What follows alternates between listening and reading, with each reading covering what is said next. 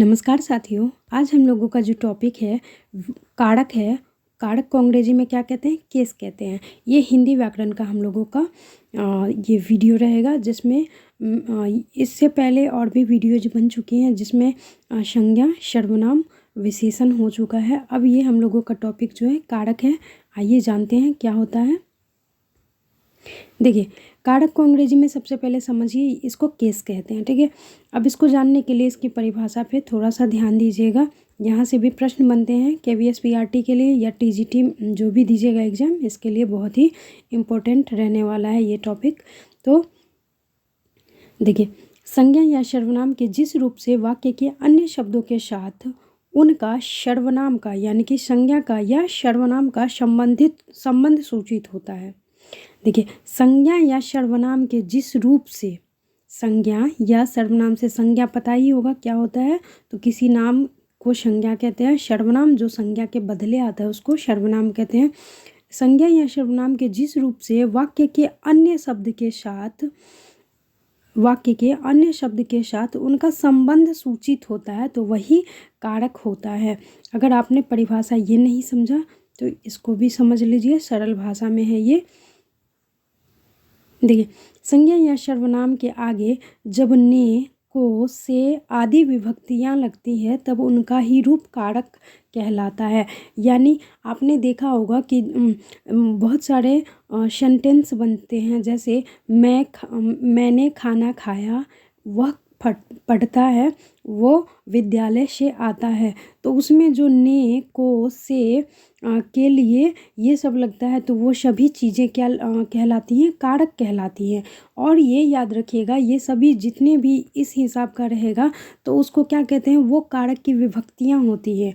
और कारक की विभक्तियाँ कहाँ लगती हैं? संज्ञा में लगता है या सर्वनाम में ही लगता है। ठीक है, आगे चल के देखते हैं क्या होता है। देखिए, ये कारक की परिभाषा आप समझ गए होंगे। देखिए, कारक के भेद क्या होता है, तो कारक के 8 भेद होते हैं। कारक के हिंदी में कितने भेद होते हैं? 8 भेद होते हैं। पहला जो होता है कर्ता कारक होता है, जिसको अंग्रेजी में नॉमिनेटिव केस कहते हैं। क्या होता है? पहला कर्ता कारक, जिसको अंग्रेजी में नॉमिनेटिव केस कहते हैं। दूसरा होता है कर्म कारक। दूसरा क्या होता है? कर्म कारक, जिसको क्या कहते हैं? एक्यूजेटिव केस कहते हैं। क्या होता है? एक्यूजेटिव केस होता है। दूसरा होता है, पहला होता है कर्म कारक, हिंदी में याद रखिएगा, अंग्रेजी जब पढ़ेंगे तो उस पर ज़्यादा फोकस दिया जाएगा। अभी कर्ता कारक, कर्म कारक, करण कारक, संप्रदान कारक, इंग्लिश में इसको नॉमिनेटिव केस, एक्यूजेटिव केस और करण कारक को क्या कहते हैं? इंस्ट्रूमेंट केस कहते हैं। क्या कहते हैं? Instrument case. चौथा जो होता है हम लोगों का संप्रदान कारक होता है, जिसको डेटिव केस कहते हैं। क्या होता है? संप्रदान कारक, जिसको डेटिव केस कहते हैं। फिर होता है आपादान कारक, जिसको एबलेटिव केस कहते हैं। अगला होता है संबंध कारक। अगला क्या होता है? संबंध कारक, जिसको जेंटिव केस कहते हैं। और सातवां जो होता है हम लोगों का अधिकरण कारक, इसको क्या कहते हैं? लोकेटिव केस कहते हैं। और अंत में होता है संबोधन कारक, जिसको वोकेटिव केस कहते हैं। ठीक है, अब आइए जान लेते हैं, ये इसको डीपली पढ़ लेते हैं। लेकिन ये देखिए, इसके भेद याद रखिएगा। कर्ता, कर्म, करण, संप्रदान, आपादान, संबंध, अधिकरण, संबोधन, ये कारक की 8 भेद होते हैं। और जितने भी कारक हैं, इनके सभी के क्या होते हैं? विभक्तियाँ होती है, जो जिनके साथ लगता है। ठीक है, देखिए, जैसे पहला क्या था? पहला था हम लोगों का कर्ता कारक था। पहला तो क्या था? कर्ता कारक। इसको ऐसे भी याद रखिएगा, जो काम करता है उसको ही कर्ता कहते हैं। इसमें क्या होता है? ने लगता है। इसमें क्या लगता है? ने लगता है। यहाँ पे है जो काम करता है उसको कर्ता कहते हैं। जैसे देखिए, मोहन किताब पढ़ता है, मोहन किताब पढ़ता है, तो यहाँ पे कौन पढ़ रहा है किताब? कर्ता यहाँ पे क्या हो गया? मोहन हो गया, है ना।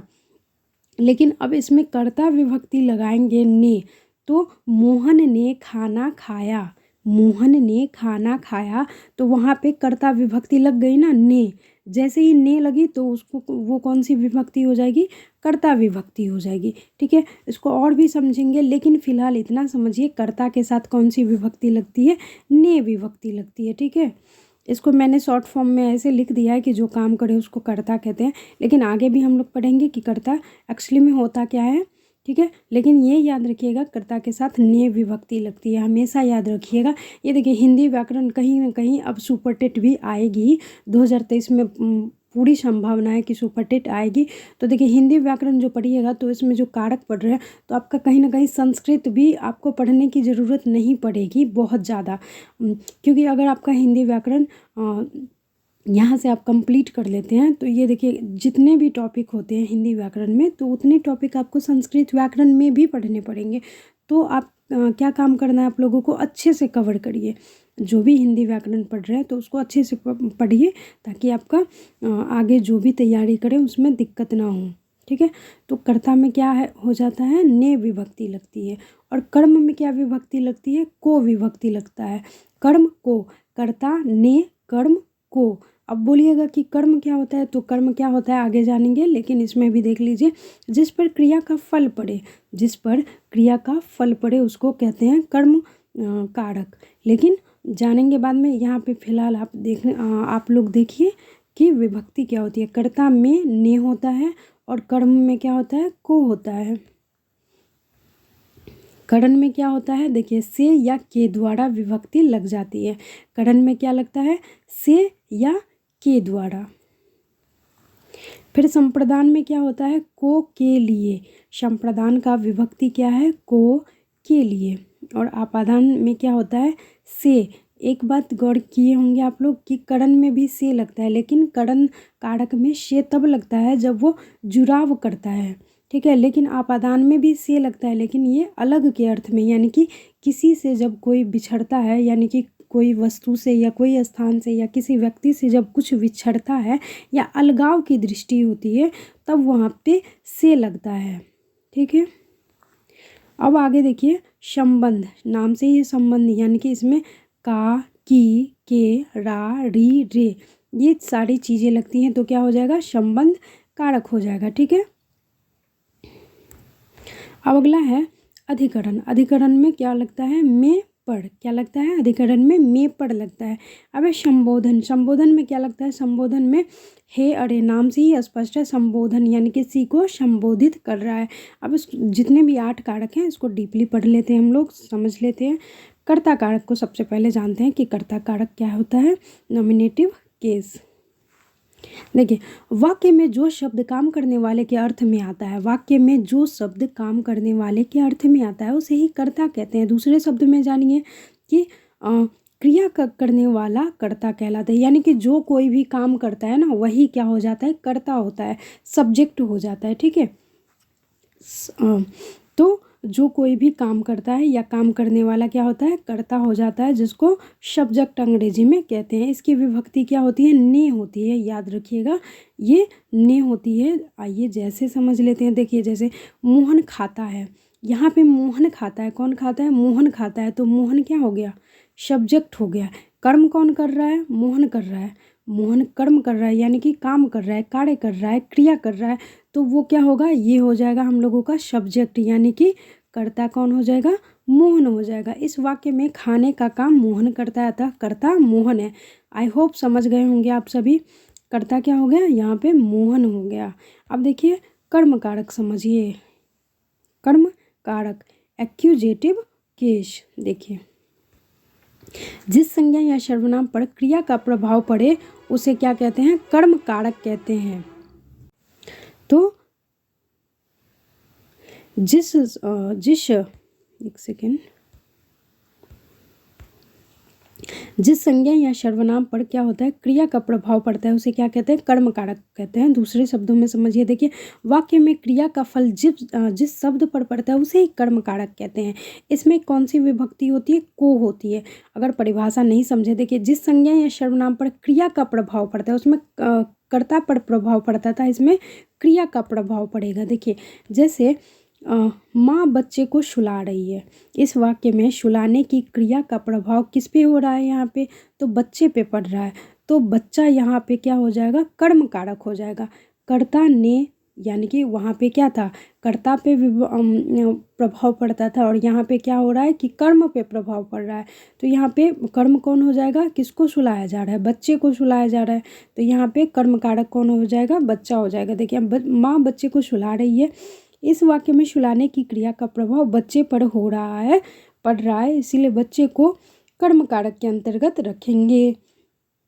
फिर राम ने रावण को मारा, यहाँ रावण को, किसको मारा जा रहा है, रावण को, तो रावण को क्या हो जाएगा, कर्म कारक हो जाएगा। ठीक है, आगे बढ़ते हैं। ये भी देखिए, यहाँ पे ये भी समझ लीजिए कि कभी कभी को चिन्ह का प्रयोग नहीं होते रहता है, कभी कभी क्या होता है, को चिन्ह का प्रयोग नहीं होता है। जैसे देखिए, मोहन पुस्तक पढ़ता है ना, यहाँ पे आपको बोला जाएगा कि इसमें से कर्म कारक छांटिए या कर्म कारक ढूंढिए, इस हिसाब का आपको वर्ड सेंटेंस दे देगा, वाक्य दे देगा, बोला जाएगा इसमें कर्म कारक छांटिए। तो कैसे छांटिएगा, मोहन पुस्तक पढ़ता है, तो किसको पढ़ रहा है, तो पुस्तक को पढ़ रहा है। तो यहाँ पे क्या हो जाएगा, पुस्तक जो होगा कर्म कारक हो जाएगा, क्योंकि पढ़ किसको रहा है, तो इसको पढ़ रहा है, पुस्तक को पढ़ रहा है ना। तो जिसको मतलब क्या है, जिसको पढ़ा जाए या जिसको किया जाए, उसमें कर्ता कारक में क्या था, जो कर रहा है, लेकिन इसमें क्या होगा कि जिसको किया जाए, तो वो क्या हो जाएगा, वो क्या हो जाएगा, कर्म कारक हो जाएगा। तो यहाँ पे है ना, मोहन पुस्तक पढ़ता है, तो यहाँ पे पुस्तक हो जाएगा हम लोगों का कर्म कारक। आगे है करण कारक। आगे क्या है, करण कारक, जिसको कहते हैं इंस्ट्रूमेंट केस। ठीक है, अब इसको भी जान लेते हैं क्या होता है।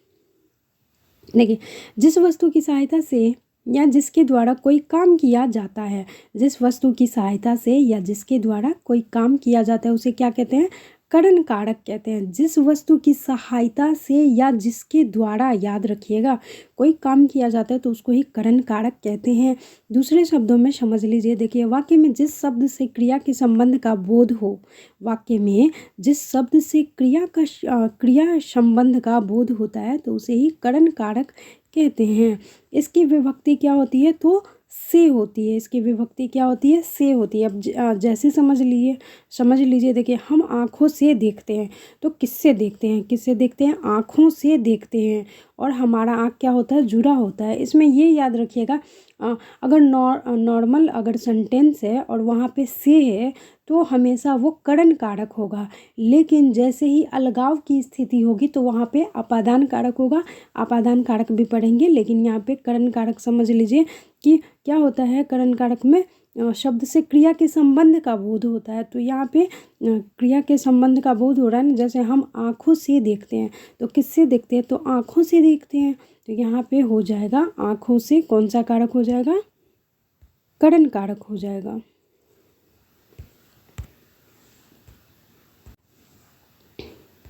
ठीक है, आँखों से क्या हो जाएगा, करण कारक हम लोगों का हो जाएगा। इस वाक्य में देखने की क्रिया करने के लिए आँखों की सहायता ली गई है, इसीलिए आँखों से क्या हो जाएगा, करण कारक हो जाएगा। देखिए, बहुत ही ईजिली वे में मैंने समझाया है, तो बहुत ही बेनिफिट मिलने वाला है इससे, तो डेफिनेटली देखिए। देखिए, अगला है हम लोगों का संप्रदान कारक, जिसको डेटिव केस कहते हैं। डेटिव केस, देखिए, जिसके लिए कोई क्रिया, क्रिया मतलब क्या होता है, काम होता है, जिसके लिए कोई क्रिया की जाती है, जिसके लिए, ठीक है, तो उसे क्या होता है, वही हो जाता है संप्रदान कारक। दूसरे शब्दों में समझिए कि जिसके लिए कुछ किया जाता है या कुछ दिया जाता है, या इसका बोध करने वाले शब्द के रूप को क्या कहते हैं, संप्रदान कारक कहते हैं। इसकी विभक्ति क्या होती है संप्रदान की, को और के लिए, क्या होता है, को और के लिए। जैसे देखिए, शिष्य ने अपने गुरु के लिए सब कुछ किया। फिर दूसरा सेंटेंस है, गरीब को धन दीजिए, वह अरुण के लिए मिठाई लाया। इस वाक्य में लाने का काम देखिए, वह अरुण के लिए मिठाई लाया, तो किसके लिए लाया है, तो अरुण के लिए लाया है, तो ये क्या हो जाएगा, संप्रदान कारक ये हो जाएगा। फिर है, शिष्य ने अपने गुरु के लिए, तो अपने गुरु के लिए लाया है, तो ये हो जाएगा संप्रदान कारक। फिर है, गरीब को धन दीजिए, तो किसको धन दीजिए, तो गरीब को धन दीजिए, तो यहाँ पे गरीब हो जाएगा क्या हो जाएगा, संप्रदान कारक, यानी कि जिसके लिए कुछ किया जाता है, जिसके, यहाँ पे आप देखिए, यहाँ पे बोलिएगा कि गरीब को धन दीजिए, यहाँ पे तो को लगा है, तो हम इसको कैसे लगा दें कि वो कोई और कारक है। तो ये याद रखिए, इसमें को और के लिए भी आता है, ठीक है। इसकी विभक्ति, संप्रदान कारक की विभक्ति को और के लिए दोनों आता है, तो इसीलिए वो भी हो जाएगा, क्या हो जाएगा, संप्रदान कारक हो जाएगा, ठीक है। अगला कारक है हम लोगों का आपादान कारक। देखिए बहुत ही महत्वपूर्ण, यहाँ से हर एग्जाम में प्रश्न बनता है। आप चाहे कोई भी एग्जाम दीजिए, हर एग्जाम में प्रश्न अगर कारक से बना है तो आपादान कारक से अवश्य आया है प्रश्न, तो इसको थोड़ा और ध्यान देके समझ लीजिएगा। एब्लेटिव केस कहते हैं इसको। देखिए, जिससे किसी वस्तु का अलगाव हो जाता है या जिससे किसी वस्तु का अलग होना पाया जाए तो वो क्या हो जाता है, आपादान कारक कहलाता है। देखिए दूसरे शब्द में भी समझ लीजिए कि संज्ञा के जिस रूप से किसी वस्तु के अलग होने का भाव प्रकट हो। यहाँ पे ये याद रखिएगा कि अलग होने का भाव जैसे ही प्रकट होता है तो वो अपने आप हो जाएगा आपादान कारक। देखिए इसकी विभक्ति भी से होती है। करण कारक मैंने समझा दिया है, अच्छे से समझ लीजिएगा, कन्फ्यूज बिल्कुल नहीं होना है। देखिए इसकी विभक्ति भी क्या होती है, से होती है। जैसे देखिए, दूल्हा घोड़े से गिर पड़ा। इस वाक्य में गिरने की क्रिया घोड़े से हुई है अथवा गिरकर दूल्हा घोड़े से अलग हो गया है, तो यहाँ पे क्या हो जाएगा, घोड़े से क्या हो जाएगा, आपादान कारक हो जाएगा। यहाँ पे बताया गया है ना कि अलगाव की स्थिति उत्पन्न हो जाएगी, तो दूल्हा घोड़े से गिर गया है, तो दूल्हा क्या, कहाँ से गिरा है, घोड़े से गिरा है और उससे अलग हो गया है, तो क्या हो जाएगा, वो आपादान कारक हो जाएगा। अगला देखिए, जिस शब्द में आपादान की विभक्ति लगती है उसे किसी दूसरी वस्तु के पृथक होने का बोध होता है, ठीक है। जैसे देखिए यहाँ भी देख लीजिए, हिमालय से गंगा निकलती है, तो हिमालय से तो गंगा निकलती है, लेकिन हिमालय से जो गंगा निकलती है तो वो वहाँ से दूर हो रही है ना, हिमालय से दूर हो रही है गंगा, है ना। तो यहाँ पे क्या हो जाएगा, हिमालय से क्या हो जाएगा, आपादान कारक हो जाएगा। मोहन ने घड़े से पानी डाला होगा, सॉरी, मोहन ने घड़े से पानी डाले, यानी कि घड़े से क्या हो रहा है, पानी निकाल रहा है, यानी घड़ा से पानी अलग कर रहा है, तो वो कौन सा कारक हो जाएगा, आपादान कारक हो जाएगा। देखिए बिल्ली छत से कूद पड़ी, तो छत से कूद पड़ी तो छत से अलग हुई है ना, तो वहाँ पे कौन हो जाएगा, आपादान कारक हो जाएगा। चूहा बिल से बाहर निकला, चूहा कहाँ से बाहर निकला, तो बिल से बाहर निकला, तो बिल से क्या हो जाएगा, आपादान कारक हो जाएगा। अलग हो रहे हैं ना, सभी अलग हो रहे हैं वहाँ से, यानी कि दूरी बना रहे हैं, तो जैसे दूरी बनेगी तो वैसे ही हो जाएगा आपादान कारक। अब है देखिए संबंध कारक, बहुत ही महत्वपूर्ण है ये भी, लेकिन सबसे जो ज़्यादा महत्वपूर्ण है कारक में आपका करण कारक और आपादान कारक से ही पूछता है, हर बार एग्जाम में आया है, तो उसको विशेष ध्यान देके समझ लीजिएगा। अब है संबंध कारक। देखिए एक बार समझ में नहीं आता है, कम से कम 2 बार 3 बार ऐसे कर लीजिए अगर समझ में नहीं आता है, लेकिन इतनी आसानी से और इतने सरलता के साथ पढ़ाते हैं कि आपको समझ में आ जानी चाहिए बातें, बहुत ही सरलता के साथ पढ़ाते हैं। और लेकिन अगर समझ में नहीं आता है तो कोई बात नहीं, 1-2 बार रिपीट कर सकते हैं। अब है हम लोगों का संबंध कारक, जेंटिव किस कहते हैं इसको। देखिए शब्द के जिस रूप से संज्ञा या सर्वनाम के संबंध का ज्ञान हो उसे संबंध कारक कहते हैं, यानी कि संबंध का बोध हो तो वैसे ही हो जाएगा संबंध कारक। दूसरे शब्द में भी सुन लीजिए कि संज्ञा या सर्वनाम के जिस रूप से किसी अन्य शब्द के साथ संबंध या लगाव प्रतीत होता है तो वही हो जाता है संबंध कारक, यानी कि जहाँ भी अपनापन महसूस होगा ना तो वो क्या हो जाएगा, संबंध कारक हो जाएगा। इसमें क्या होता है, देखिए विभक्तियाँ जो लगती हैं, का लगती हैं, की लगती हैं, के लगता है, का, की, के, ठीक है, का, की, के। जैसे देखिए सीता का भाई आया है, तो यहाँ पे किनका भाई आया है, सीता का भाई आया है, तो क्या हो जाएगा, यहाँ पे संबंध है ना, भाई में संबंध है, सीता के साथ भाई का संबंध है, तो यहाँ पे संबंध कारक हो जाएगा। इस वाक्य में गीता तथा भाई छोटे संग सीता है ना, सीता तथा भाई दोनों शब्द संज्ञा हैं। भाई से गीता का संबंध दिखाया गया है। वह किसका भाई है? गीता का, इसलिए गीता का संबंध। यहाँ पे सॉरी सीता है, मिस टाइप हो जाता है थोड़ा, तो उसको नज़रअंदाज कीजिएगा, लेकिन समझ गए होंगे। अब है अधिकरण कारक। देखिए शब्द के यहाँ से भी प्रश्न आया है, अधिकरण कारक से भी। देखिए कारक में ये कुछ कुछ चीज़ें हैं, जैसे आपादान कारक याद कर लीजिएगा, देख लीजिएगा, समझ लीजिएगा उसको, और करण कारक भी देख लीजिएगा, और अधिकरण कारक बहुत ही महत्वपूर्ण है ये, यहाँ भी देख लीजिएगा, यहाँ से भी प्रश्न बने हैं। अधिकरण कारक लोकेटिव केस कहते हैं इसको। शब्द के जिस रूप से क्रिया के आधार का ज्ञान होता है, क्रिया के आधार का ज्ञान होता है ना, उसे ही अधिकरण कारक कहते हैं। दूसरे शब्दों में सुनिए कि क्रिया या आधार को सूचित करने वाली संज्ञा या सर्वनाम के स्वरूप को अधिकरण कारक कहते हैं। ठीक है, क्रिया या आधार को सूचित करने वाली संज्ञा या सर्वनाम के स्वरूप को अधिकरण कारक कहते हैं। इसकी विभक्ति याद रखिएगा, में और पढ़ होती है। क्या होती है? में और पढ़ होती है। देखिए जैसे मोहन मैदान में खेल रहा है, मोहन मैदान में खेल रहा है, यहाँ पे मैदान में है ना। अधिकरण कारक का देखिए, इसको सिंपल सा समझने का ये तरीका याद कर लीजिए कि विभक्ति कारक विभक्तियाँ जितनी भी है ना उसको याद कर लीजिए। अगर विभक्तियाँ याद हो जाएंगी तो अपने आप ही अगर एग्जाम में क्वेश्चन बनता है तो उसको आप आसानी से टिक कर पाते हैं कि आपको कौन सा कारक पूछा जा रहा है, कौन सा कारक नहीं पूछा जा रहा है। ठीक है, सारा खेल इसमें विभक्तियों का है। जैसे यहाँ पे दिख रहा है ना, में दिख रहा है, तो किसके साथ में दिख रहा है? तो मैदान के साथ दिख रहा है, मैदान में, तो ये हो जाएगा। यहाँ आपसे पूछ दिया जाएगा, देखिए मोहन मैदान में खेल रहा है, रेखांकित में, ऐसे आपसे प्रश्न रहेगा। देखिए थोड़ा सा ऐसे, देखिए यहाँ पे प्रश्न रहेगा, मोहन मैदान में खेल रहा है, इस वाक्य में अधिकरण कारक बताएं। या ऐसे रहेगा कि रेखांकित, मोहन मैदान में खेल रहा है, रेखांकित भाग कौन सा कारक है? तो देखिए रेखांकित कौन सा है, यहाँ पे ये है ना, तो आप याद रहेगा आपको विभक्ति के में कौन से कारक में लगती है, तो अधिकरण में लगती है, तो अधिकरण कारक हो जाएगा। डायरेक्टली आप चूज कर सकते हैं कारक को अगर विभक्तियां याद रहती है तो, इसीलिए याद कर लीजिएगा। कर्ता ने कर्म को करण से, संप्रदान को के लिए, आपादान से, संबंध काके की, अधिकरण में पर, संबोधन हे अड़े। ठीक है, इतने हैं, 8 कारक हैं, याद कर लीजिएगा। आपका पक्का 2 क्वेश्चन बनेगा यहाँ से।